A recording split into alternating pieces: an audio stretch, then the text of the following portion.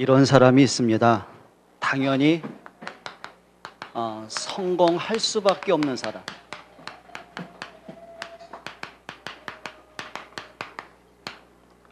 여러분 이런 사람 되시기 바랍니다. 여러분 사람이 원하는 성공의 기준이 뭐라고 생각하십니까? 성공의 기준. 일단 뭐 돈이 좀 많아지고 하는 사업이 자꾸 번창해지고 뭐 자녀들이 잘 자라주고 누구보다 앞서가고 누구보다 진급도 빨리 하고 성공하고 기준이 아마 거기 있을 것입니다. 근데 저는 그것도 좋은 성공이지만 진짜 성공은 그게 아니라고 생각합니다. 이렇게 한번 보시면 되죠. 만약에 여러분 자녀가 학벌도 좋고 배경도 좋고 하는 일마다 다 만사형통한데 그 아이 인생이 굉장히 황폐해져요. 심각한 영적 문제가 오고 방탕하고 무너지고 사람들이 볼 때는 조바심이 나고 문제를 자꾸 일으켜요. 누구도 그 사람을 모셔서 성공했다고 하지 않습니다. 근데 반대로 이런 사람이 있거든요. 그래 학벌도 없고 배경도 없고 가진 거 없는데 참 사람을 행복하게 하는 사람이 있어요. 여러분 진짜 성공이 뭐라고 생각하십니까? 오늘 여러분들이 지금 진짜 좀 보고만 해서 성공하시기를 바랍니다. 옆에 분에게 한번 인사하십시다. 우리 성공합시다. 그럼 이렇게 물어보세요. 성공이 뭡니까? 한번 물어보세요. 그러니까 사람들이 성공이란 기준이 없이 그냥 성공이에요. 이게 참 안타까운 게 그거거든요. 그러니까 성공이란 것이 뭔지도 모르고 왜 성공한지도 모르고 모르다 보니까 이제 성공이 뭐냐면 누구보다 돈 벌어야 돼요. 누구보다 돈을 벌어야 되다 보니까는 겉멋술수도 써야 되고 수단방법 가리면 안 돼요. 어떻게 하든 벌어야 돼요. 자, 이게 이제 문제가 되는 거예요. 그게 사회의 문제가 되는 거고 세상의 악의 문제가 되는 겁니다. 여러분 진짜 성공이 있거든요. 예를 들면 이런 거죠. 요셉이 노예로 팔려간 자 속에서 총리로 성공을 합니다. 근데 사람들의 기준은 야 대단하다.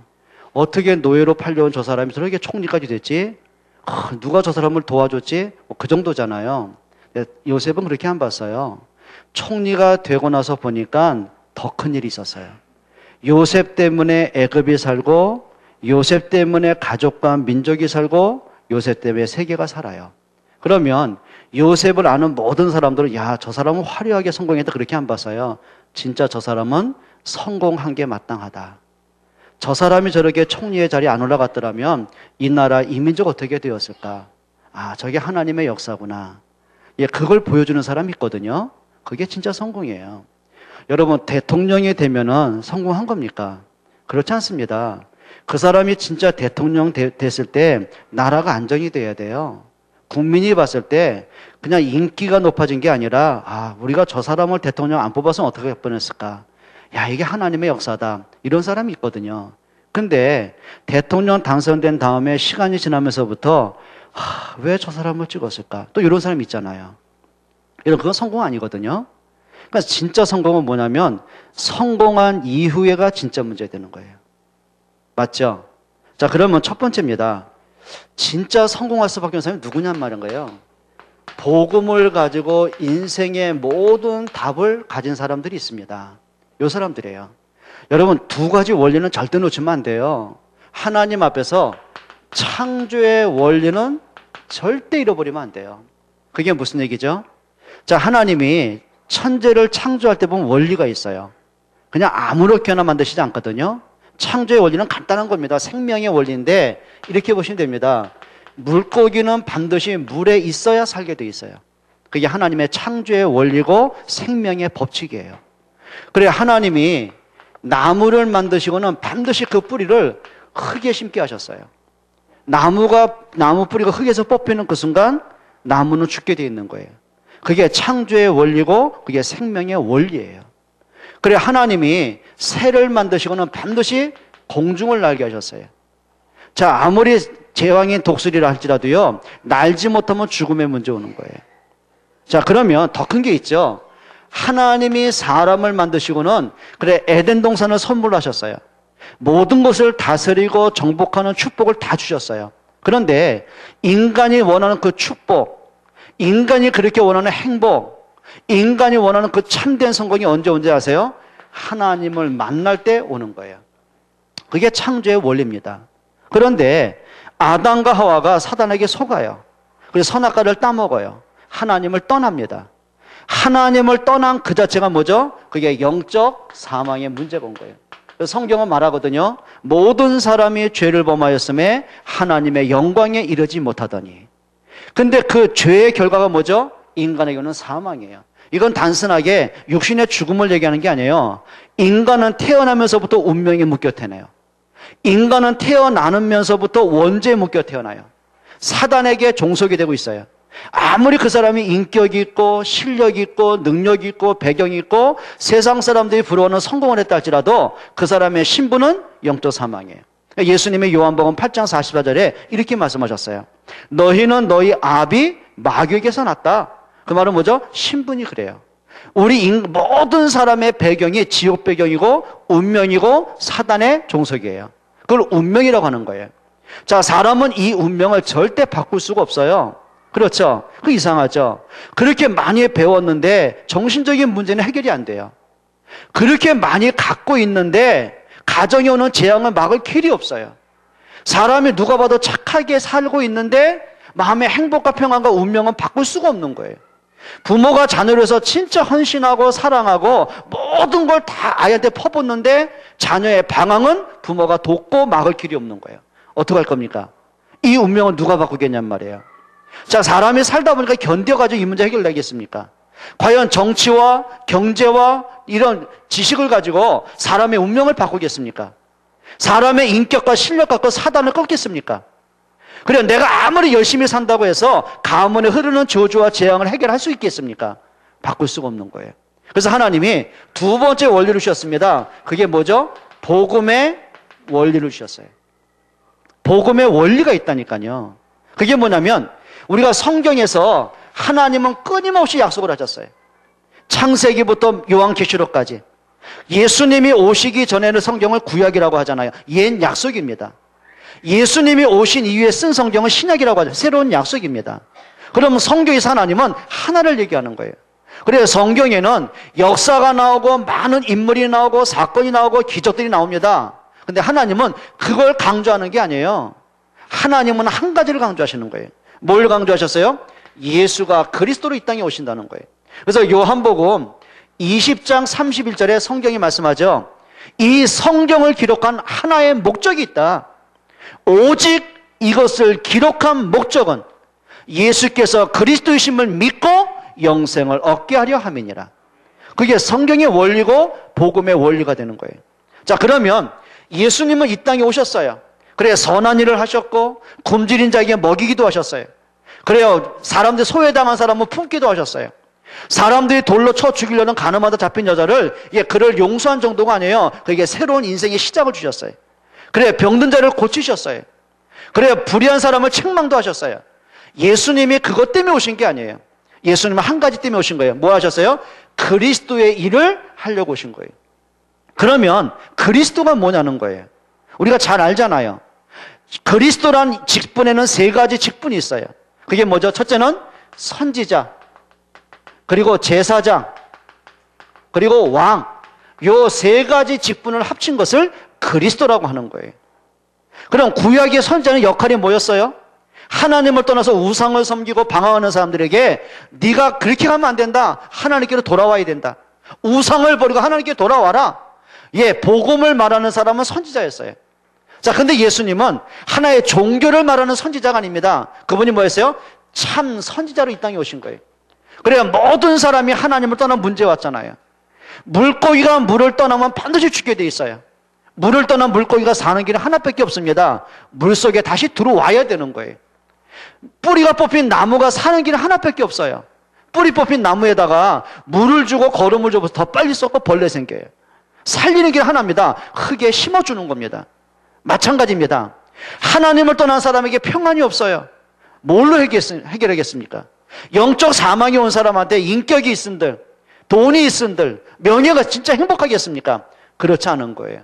하나님 만나는 길 하나밖에 없습니다. 요한복음 14장 6절입니다. 예수님 말씀하시죠. 내가 곧 길이요 진리요 생명이니 나로 말미암지 않고는 아버지께로 올 자가 없느니라. 하나님 만나는 구원의 길 대신 그리스도를 얘기하는 거예요. 자, 제사장은 어떤 역할이죠? 구약의 제사장은 소나 양을 잡아서 우리의 죄를 대신 하나님께 고한 사람이에요. 근데 예수님은 우리의 원죄를 해결하기 위해서 소나 양을 잡지 않으셨어요. 그분은 단순한 제사장이 아니라 참 제사장으로 오셨어요. 그분이 십자가의 죽으심으로 로마서 5장 8절이죠.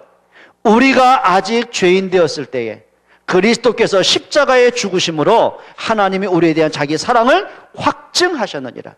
뭐 할 때요? 우리가 아직 죄인 되었을 때, 영적 사망에 묶여 있을 때, 사단의 노예가 됐을 때, 운명에 묶여 있을 때 그리스도께서 십자가의 죽음으로 우리의 모든 죄를 끝내셨어요. 그게 뭐예요? 참 제사장이신 그리스도예요. 자, 왕 어떤 역할입니까? 적을 물리쳐야 돼요. 백성을 보호하는 거예요. 그게 왕이에요. 그럼 예수님 우리의 육신적인 정치적인 왕입니까? 아니요. 그분은 그냥 왕이 아니라 참 왕으로 오셨어요. 요한일서 3장 8절에 성경은 말씀합니다.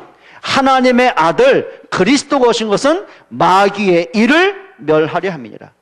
우리의 운명에서 해방하시려고, 사망에서 생명을 주시려고, 사단의 올무에서 벗어나게 하시려고, 지옥의 배경에서 천국의 배경으로 옮기시려고. 그게 뭐예요? 참 왕 되신 그리스도예요. 요 세 가지 일을 하신 분을 누구라고 그래요? 그 이름을 그리스도라고 하는 거예요.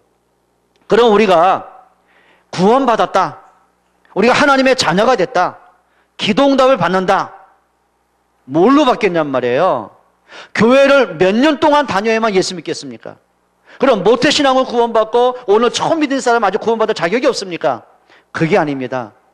목사는 구원받고 아직 집사는 한참 벌었고 그겁니까? 아닙니다. 우리가 구원받고 하나님의 자녀가 된 것은 내가 무슨 직분 따라 신앙 연도 따라 된 게 아니에요. 뭘로 된 거죠? 그리스도가 믿어질 때요. 그래서 성경은 말씀하죠. 로마서 10장 9절로 13절입니다. 너희가 마음으로 믿어 의에 이르고 입으로 시인하여 구원에 이르느니라. 뭘 믿어요? 예수가 그리스도신 믿는 거예요. 야, 예수님 대단하다. 병든 자 고치시고, 그래 죽은 자 살리시고, 굶주린 자 먹이시고, 참 인격이 훌륭하다. 우리 구제운동하자. 그걸 믿는 게 아니에요. 그건 당연한 거고요. 그거는 인간의 도리고 그건 진리가 아니에요.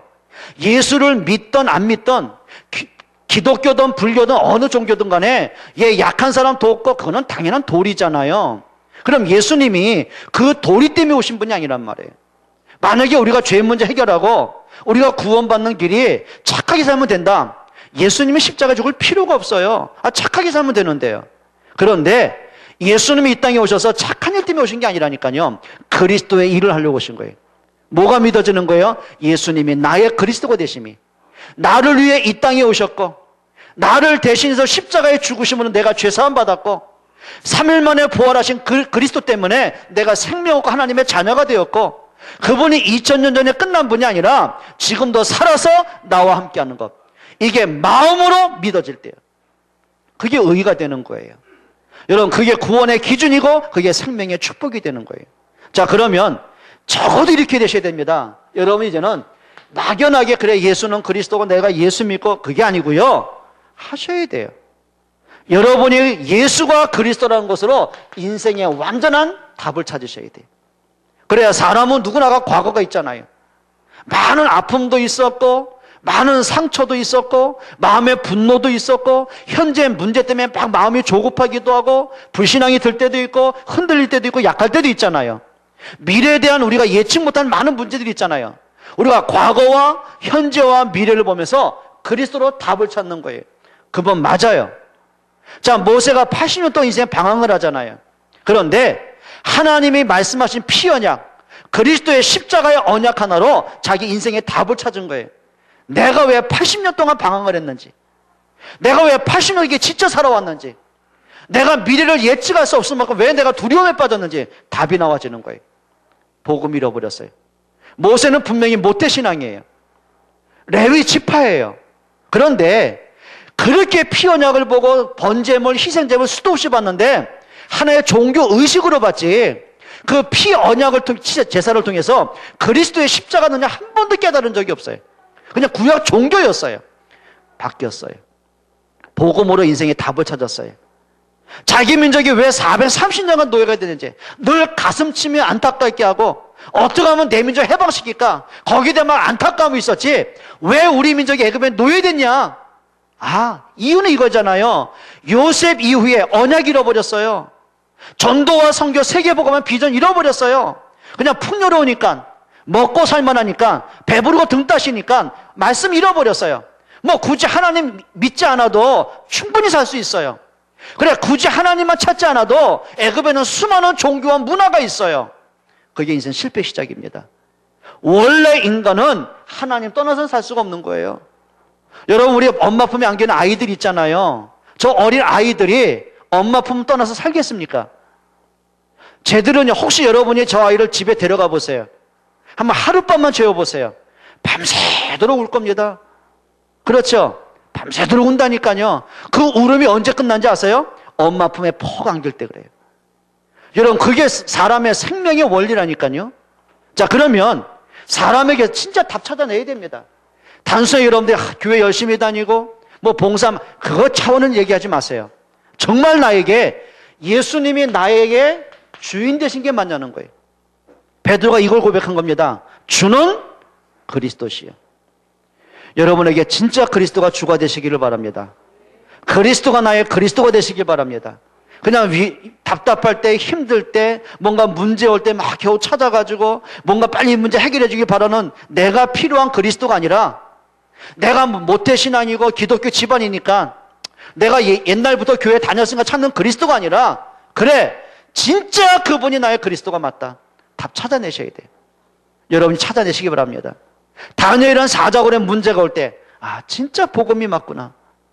진짜 하나님의 말씀이 맞구나. 답 찾아냈어요. 거기서 오는 게 참 평안이에요. 사자굴의 문제가 죽음의 문제로 끝난 것이 아니라 그 문제 때문에 오히려 왕이 하나님을 알게 되고요. 그 사건 때문에 자기를 모함하는 사람이 더 이상 입 벌리지 못할 만큼 승리가 왔고요. 그 사자굴의 사건 때문에 전 세계가 하나님 아는 기회가 되기도 하고요. 그게 진짜 응답이거든요. 그게 참 성공이라고 합니다. 여러분, 진짜 그리스도 답을 찾기를 축원합니다. 혹시 여러분들이 뭔지 모르게 자식 때문에, 그래, 건강 때문에, 사업 때문에, 내 인생 때문에 나는 왜 이렇게 살아야 돼? 우리 집은 왜 이 모양이 이꼴일까? 이 문제가 왜 이렇게 해결이 안 되고 자꾸 가면 갈수록 문제가 커질까? 고민되는 분 계십니까? 그리스도 답 찾아보세요. 이렇게 하시면 됩니다. 그래, 이 문제가 해결 안 돼도 괜찮겠구나. 그리스도면 되겠구나. 아까도 어떤 분에게 잠깐 말씀드렸어요. 제가 뭐라고 이런 말씀드렸거든요. 예를 들면 강도가 우리 집에 들어왔다. 근데 강도가 가족들의 뭐 문제는 하나도 안 주고 어려움 안 주고 재산만 다 가져갔다. 그때 엄마 입장에서 저 나쁜 놈의 새끼 왜 애는 놔두고 돈 가져갔냐고. 애 데려가고 돈 내는 그런 사람 없잖아요. 그래요. 비록 돈도 잃어버렸고 어려움도 왔지만은 내 아이가 안전한 그 자체가 어떻게 돼요? 감사되잖아요. 그 이유는 간단한 거예요. 어떤 재산보다도 우리 아이만큼 소중한 게 없기 때문에 그래요. 우리 아이하고 바꿀 수 있는 게 이 땅에 아무것도 없기 때문에 그래요. 예를 들면 또 바꿔 말해 볼게요. 강도가 우리 집에 왔는데, 그래요, 좋은 건 있는 거 돈 같은 거 다 놔두고 애들만 납치해 갔다. 그러면 돈은 남았으니까 위안이 되겠어요? 눈에 들어오겠어요? 그게 아니잖아요.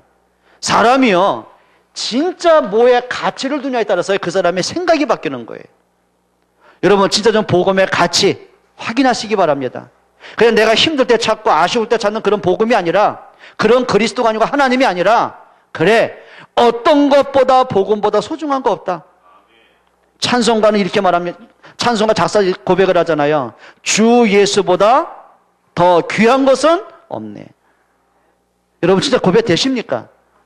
복음의 가치 회복하시기 바랍니다. 뭘 찾아야 되냐면 복음 때문에 진짜 행복해질 만큼. 여러분 진짜입니다. 예를 들면 이런 거거든요. 가끔 아이들이요 와서 뭐 이렇게 율동하고 찬양할 때 있잖아요. 다른 어른들은요 이렇게 봅니다. 근데요 굳이 일어나서 앞에 나와서 사진 찍는 분들이 있어요. 누굴까요? 엄마, 아빠, 할아버지, 할머니요. 예를 들면 하람이가 나와서 율동하고 찬양하는데 우리 김지사님은 주장 나가서 굳이 나와가지고 일어나서 앞에 나와서 사진 찍고 설칠 필요는 없잖아요. 누가 나올까요? 장장로가 나오든지 우리 전고사 나온다니까. 왜? 자기 새끼니까. 왜 그래요? 그게요 다른 거예요.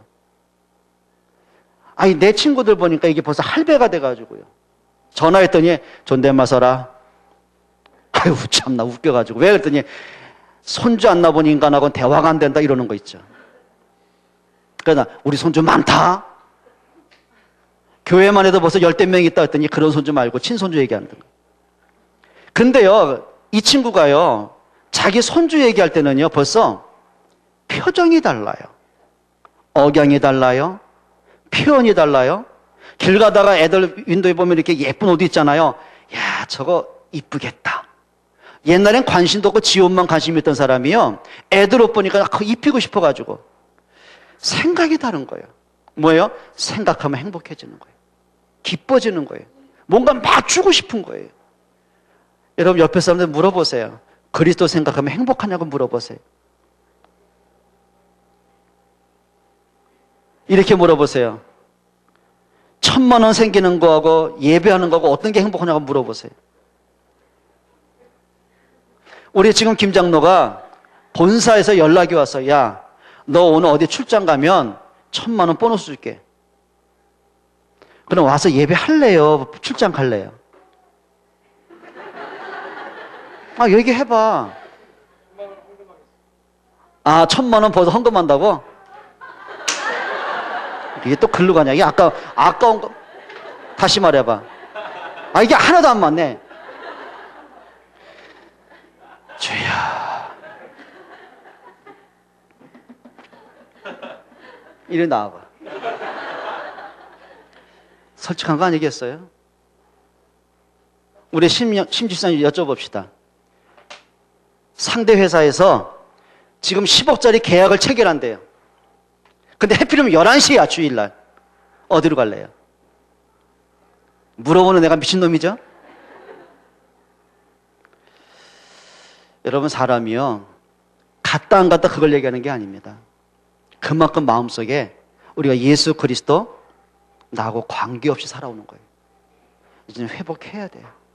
단순하게 종교인으로서의 예수님이 아니라 생명 가진 자로서의 그리스도가 좀 확인되셔야 돼요.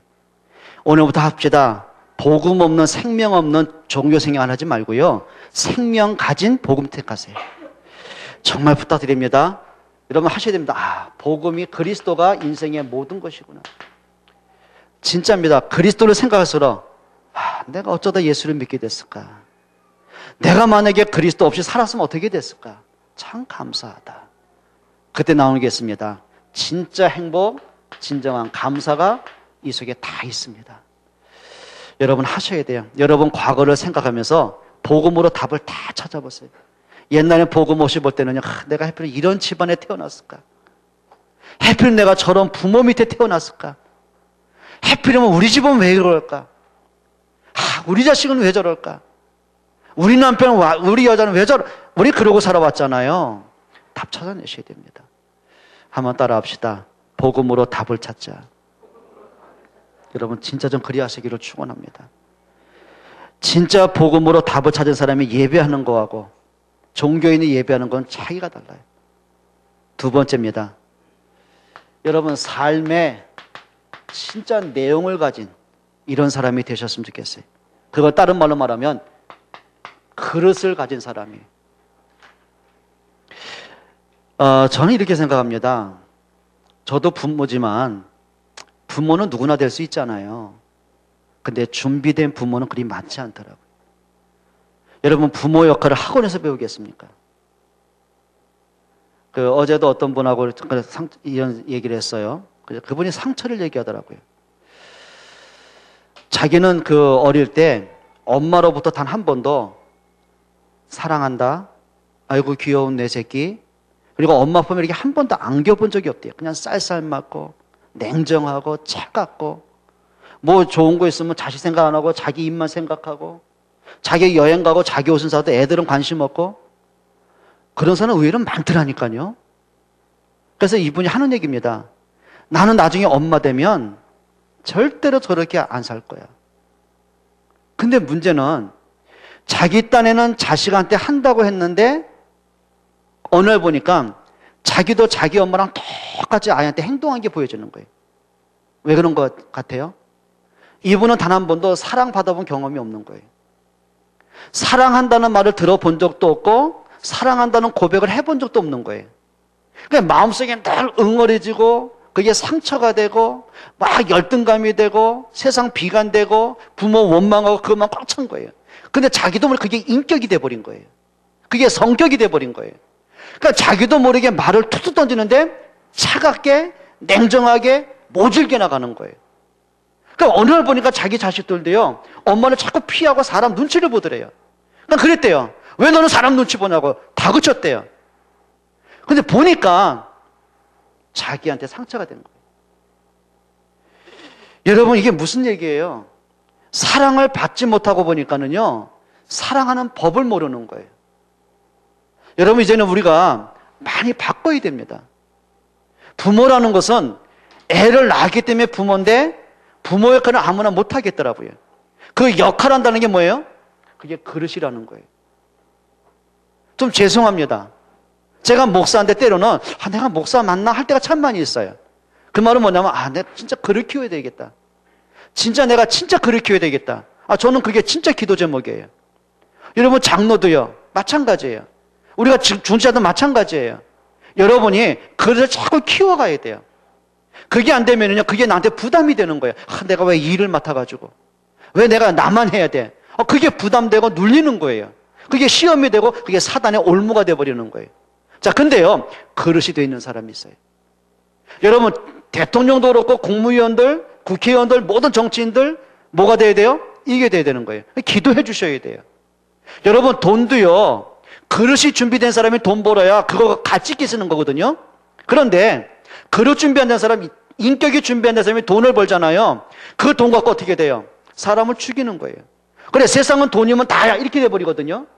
돈 갖고 사람 매수하고 돈 때문에 사람 죽이고 이렇게 돼버리는 거예요. 진짜 중요한 게 뭐예요? 따라합시다. 그릇을 준비하자. 그게 바로 삶의 내용입니다. 우리 구원받은 자들의 믿음의 그릇도 한번 준비해 보세요. 옆에 분에게 한번 인사하세요. 우리 그릇을 넓힙시다. 이렇게 한번 째려보면서 그 사람 그릇이 얼마나 될까 한번 보세요. 이게 간장 종지냐 큰 그릇이냐 한번 보라니까. 옛날에요, 제 어릴 때는 진짜 손님들이 올 때 귀한 그 사갖고 오는 게 뭐냐면 그 바카스, 요즘은 바카스 흔해 빠졌잖아요.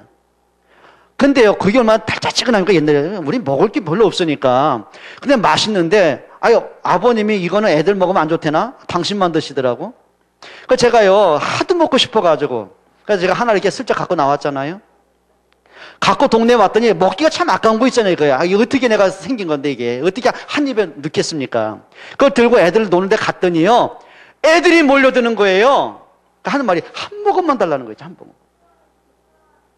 그래서 주기가 아깝죠. 그러면 이제 조건 겁니다. 오늘 내가 대장해도 돼? 대장하라는 거예요. 그래서 내가 하루 1일 대장하면서 애들 줄을 세웠어요.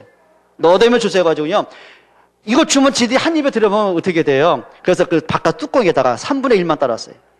혓바닥 내! 이렇게. 야, 치사한 새끼들, 미안합니다. 치사한 이 분들이 그걸 또 먹겠다고 줄 서 있는 거 있죠. 한 번만 더 달라고.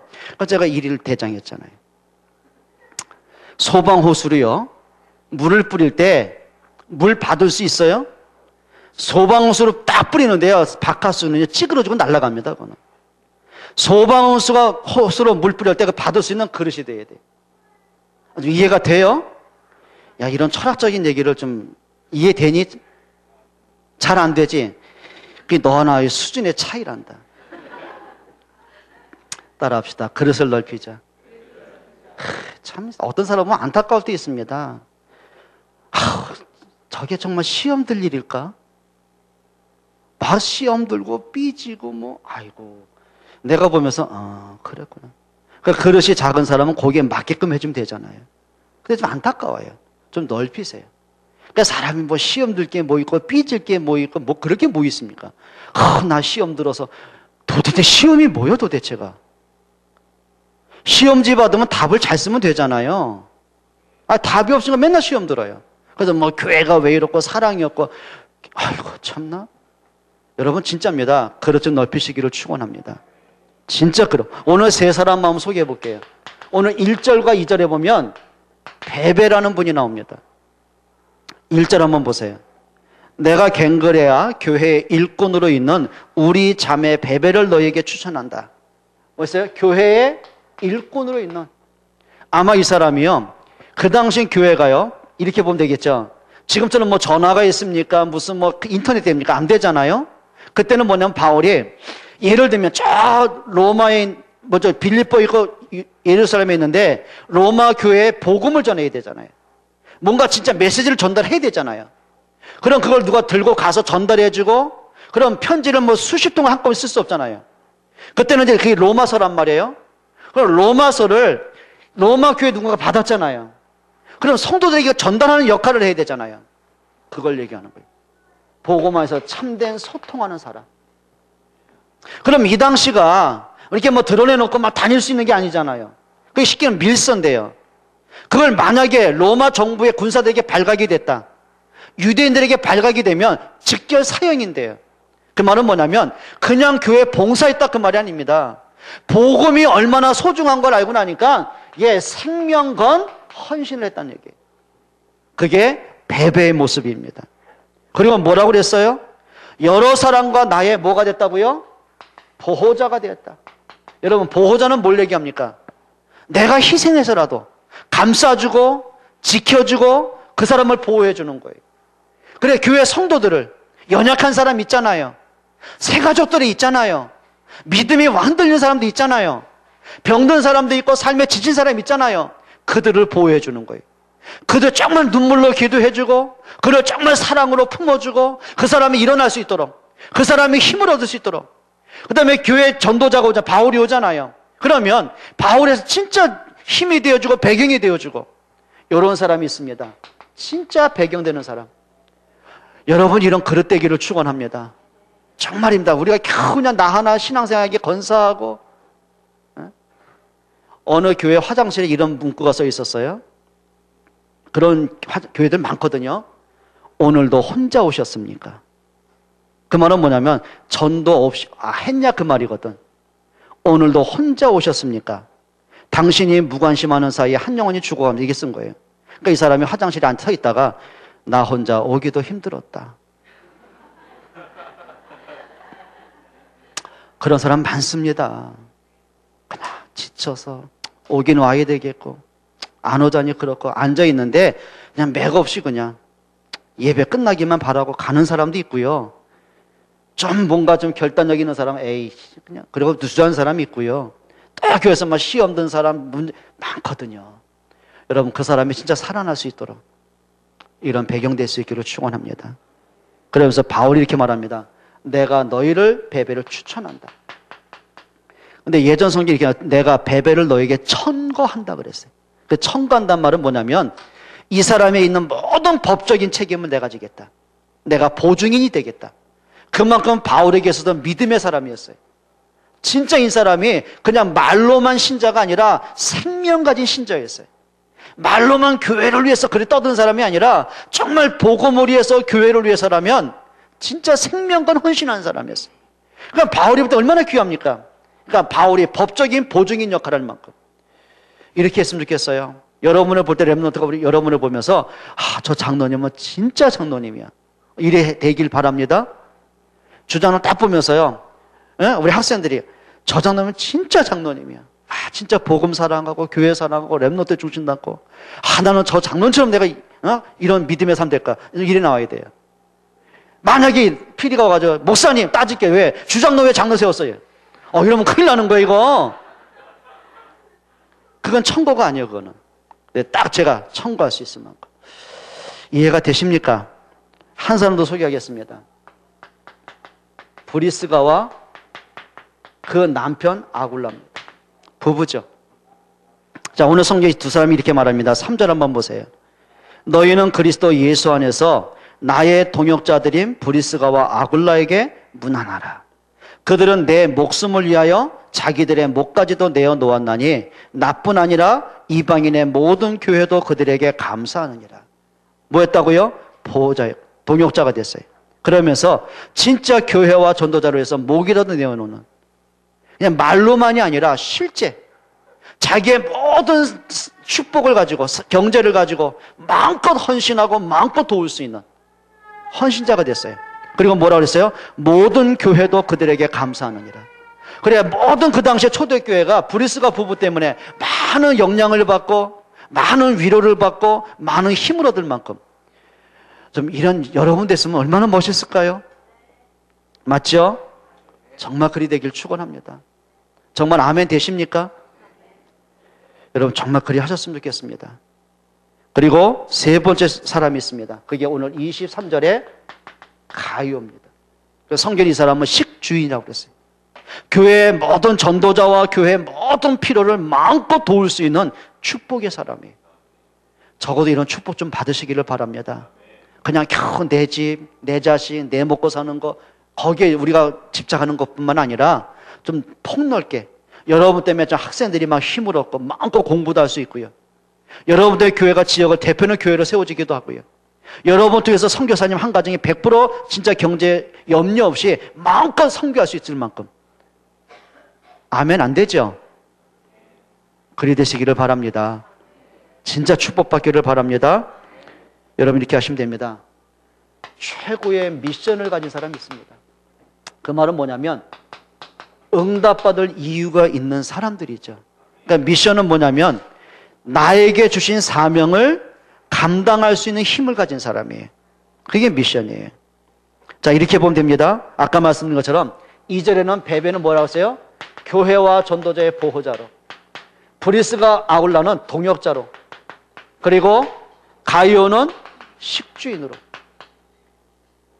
여러분 진짜 이런 미션 갖기를 축원합니다. 이렇게 하셔야 돼요. 하나님이 여러분에게 축복할 이유가 있는 사람, 하나님이 여러분을 축복할 수 있는 사람, 하나님이 여러분을 믿고 맡길 수 있는 사람, 그게 미션을 가진 사람이에요. 그래, 여러분이 하는 일은 다 다를 거 아닙니까?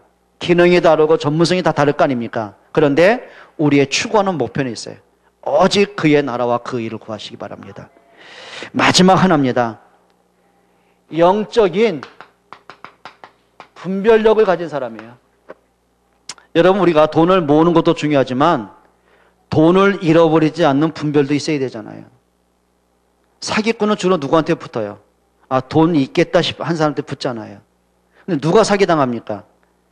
저놈이 나를 속인다라는 걸 모르고 투자할 때 사기당하는 거예요. 그게 분별력이 없는 거예요. 판단 능력이죠. 오늘 17절에 한번 이렇게 봅니다. 영적 분별력이 뭐냐면 17절에 보세요. 형제들아 내가 너희를 권하노니 너희가 배운 교훈을 거슬러, 이렇게 갔어요. 배운 교훈이 뭐죠? 이겁니다. 복음이 아니에요. 다른 복음. 왜 여기에 무너지냐 이거예요. 그러니까 복음을 들었는데 사람이 시간이 지나가면서 복음을 잃어버리기 시작하는 거예요. 우리가 그리스도로 생명 얻었잖아요. 근데 이상하죠? 이 복음이 나한테 점점 희미해지는 거예요. 자, 내가 복음을 듣고 행복했어요. 근데 살다 보니까 나도 모르게 복음을 잃어버려요. 뒷종이 돼버렸어요. 자, 그 텀을 타고 들어서는요, 사람이 자꾸 다른 얘기를 하기 시작하는 거예요. 특별히 로마 교회는 어떤 문제가 있었냐면, 그래, 우리가 예수만 믿어 구원 받겠냐? 우리 조상 때부터는 전통이 있잖아. 우리가 율법을 지켰잖아. 우리가 행위가 있고 할례가 있고 여러 가지가 있잖아. 아, 세상에는 많은 다양한 종교가 있는데 그러면서 자꾸 복음이 아니고 어느 날부터가 변질된 복음. 예, 자꾸 변질이 되기 시작하는 거예요. 여러분 하셔야 됩니다. 따라합시다. 원색 복음으로 돌아가자. 원색 복음 되셔야 돼요. 하나님이 처음부터 주신 복음이 있잖아요. 예수가 그리스도라는 복음이 있잖아요. 근데 어느 날부터인가 나한테 예수 그리스도가 자꾸 이렇게 멀어져가, 이렇게. 말씀이 멀어져 가고, 예배가 멀어져 가고, 기도가 멀어져 가요. 여러분 이제 복음으로 돌아가셔야 됩니다. 사단의 목적은 하나입니다. 우리 속에 복음 잃어버리고 종교만 남게 하는 거예요. 여러분 진짜입니다. 복음으로 돌아가시기를 바랍니다. 그리고 17절에 뭐라 그랬죠?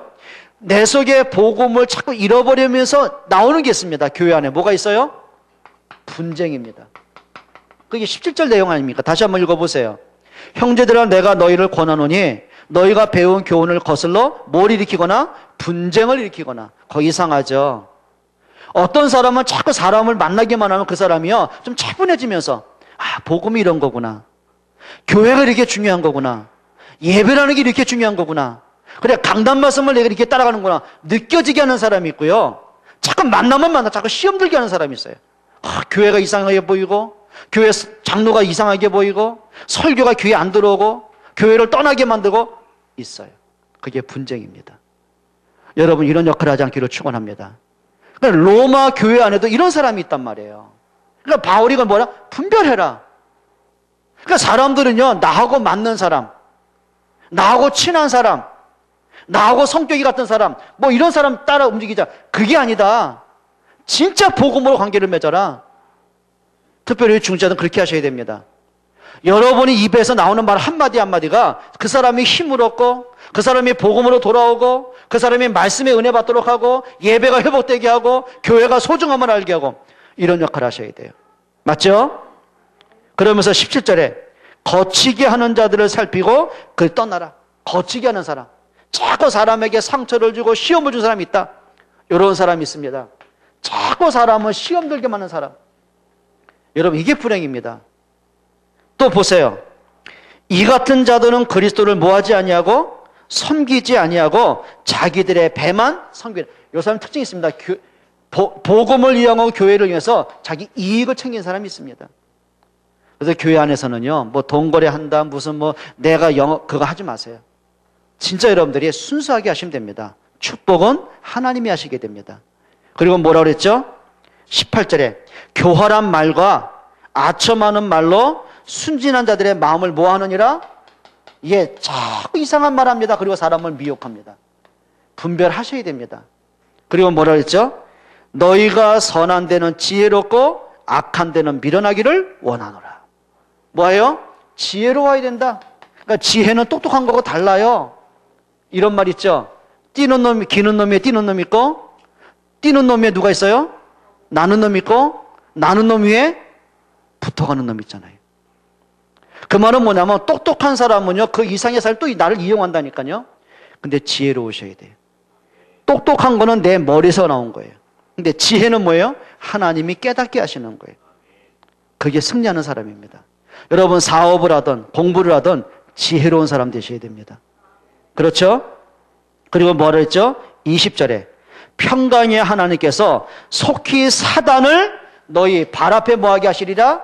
상하게 하시리라. 자, 이런 일들을 보니까 그 배후에 누가 있다는 겁니까? 사단이 있다는 거예요. 그러니까 자꾸 내가 복음을 잃어버려요. 자꾸 내가 예배가 희미해져요. 말씀이 안 돼요. 기도할 힘이 없어요. 그러고 보니까 나를 지치게 만들고 누르는 배후에 사단의 역사가 있다는 거예요. 영적인 배경입니다, 그게. 교회가 자꾸 시끄러워요. 시험 든 일이 많고 교회 성도들이 막 교회를 떠나가고 무너져요. 왜 그래요? 그 배후에 사단이 있다는 거예요. 그러니까 사단에게 심부름하면 안 되잖아요. 뭐 하라고요? 사람을 살려라. 교회를 살려야 돼요. 응답받기를 축원합니다. 여러분 이런 사람이 누구라고요? 성공할 수밖에 없는 사람이에요. 자, 복음을 가졌죠? 그릇이 돼 있지요? 그래요. 진짜 내가 미션 때문에 응답받을 이유가 있죠? 인생의 목표잖아요. 자, 그런 거 참된 분별력 있죠? 실패할 수가 없는 거예요. 이렇게 하셔야 됩니다. 성공하고 싶어서 막 몸부림치면 안 돼요. 성공할 수밖에 없는 그릇이 있어야 돼요.